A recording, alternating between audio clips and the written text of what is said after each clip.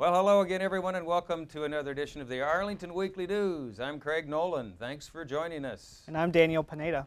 Rich Masabny. And here we are in our the new studios down here at AIM, brand new renovated studios. It's beautiful. Beautiful. Yes. The big party, the Grand Gala was Sunday. If you missed it, you missed a good party. You'll have to wait till they have their one-year anniversary and they do it again. But it's a beautiful new facility. And congratulations to Paul and all his staff for pulling it off. Great job. Congratulations. Nice job. It looks great. Okay. Have anything to remind us of? Well, yes. Remember that the Remember. Arlington Weekly News is now available on YouTube.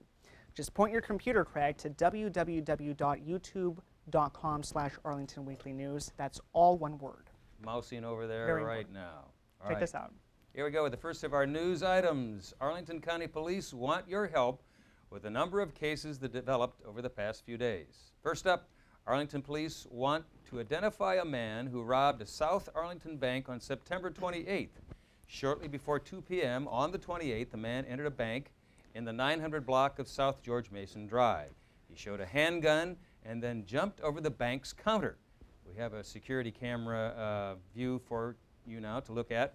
He fled after being given an undisclosed amount of money, and no one was injured in the incident. The suspect was wearing a dark ski mask, dark hooded sweatshirt, green camouflage pants, and tan work boots. He was also carrying a black bag and a black handgun. If you know who the suspect is, do not attempt to apprehend him. Please call 911 immediately. He should be considered armed and dangerous. If you have any information that may be relevant to this case, please call the Arlington County Police tip line at 703-228-4242.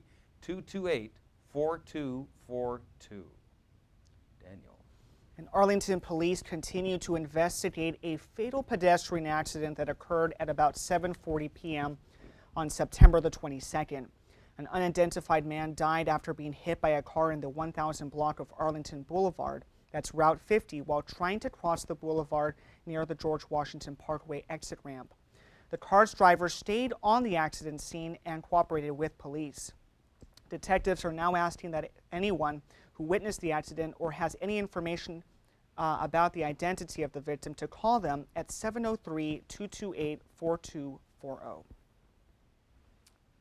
And elsewhere in our police blotter news, Arlington Police are investigating a sexual battery case they'd also like your help with. On Thursday, September 24th, at around 7:30 a.m., a 17-year-old female was at a bus stop in the 4200 block of Fairfax Drive when she was approached by an unknown male.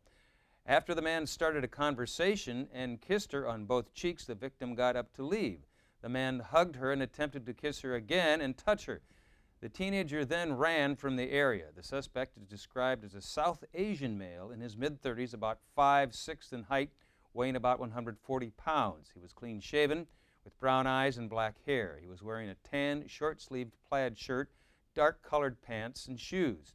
He spoke with a heavy accent, and he told the victim that he was from Bangladesh. If you have any information about this incident or who the suspect might be, please call Arlington County Police at 703-558-2222, or you can call Arlington County Crime Solvers at 866-411-TIPS, 866-411-8477. Crime Solvers offers a reward of up to $1,000 for information leading to an arrest. Crime Solver callers do not have to give their names or testify in court. Daniel. And Arlington Police want your help investigating a case of indecent liberties that occurred on September the 16th.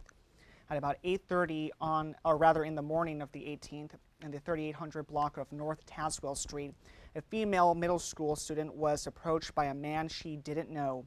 The man had a conversation with her, then showed her what's described as an obscene picture on her iPhone. The girl fled and reported what happened to her family and to Arlington Police. The suspect is described as a Hispanic male in his early 30s with short, curly black hair and a medium build. If you have information about this incident or the suspect might be, please call them at Arlington Police at 703-558-2222, or you can call them at Arlington County Crime Solvers at 866-411-TIPS. That's 866-411-8477. And now a bit of relief from that onto a bit more pleasant news. Arlington Public Schools have announced that 28 local students are National Merit Scholarship semifinalists for 2010. Semifinalists are the highest scoring test takers in each state and make up fewer than 1% of the nation's high school seniors. Some 16,000 semifinalists have been named nationally out of more than 1.5 million students who competed by taking the 2008 preliminary SAT National Merit Scholarship qualifying test. The winners will compete for about 8,200 Merit Scholarship Awards, totaling $36 million. The Arlington School Board will recognize this year's National Merit semifinalists at an upcoming meeting later in the fall. For the names of the winners, you can check their website, www.apsva.us. Daniel. And the Virginia Staffers Association has elected our own Sheriff Beth Arthur as one of its officers for the upcoming year. She'll be serving as the secretary of the 7,800-member organization through 2010. The Virginia Sheriff's Association is the main voice for sheriffs and deputies in the Virginia General Assembly. So congratulations goes out to Sheriff Arthur. Congratulations. Also in our news, we hear that Arlington County will be receiving more than $200,000 as part of the American Recovery and Reinvestment Act, or ARPA. ARRA. Get that acronym correct. This will help the county provide a variety of services to infants and toddlers who have developmental delays or disabilities.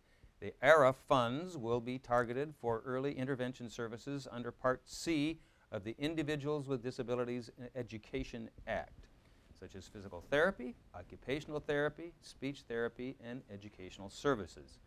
That's good news, very good news, in these pretty tough economic times. Daniel. And the U.S. Consumer Product Safety Commission has announced a voluntary recall of Kidde Model PI 2000 dual sensor smoke alarms. An electrostatic discharge can damage the unit, causing it not to warn consumers of an actual fire.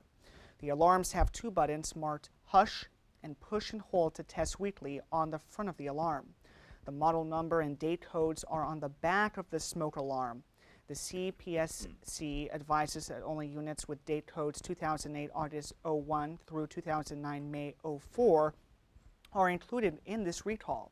They were sold at retail, department, and hardware stores through electrical distributors between August 2008 and May 2009 for between $30 and $40 each.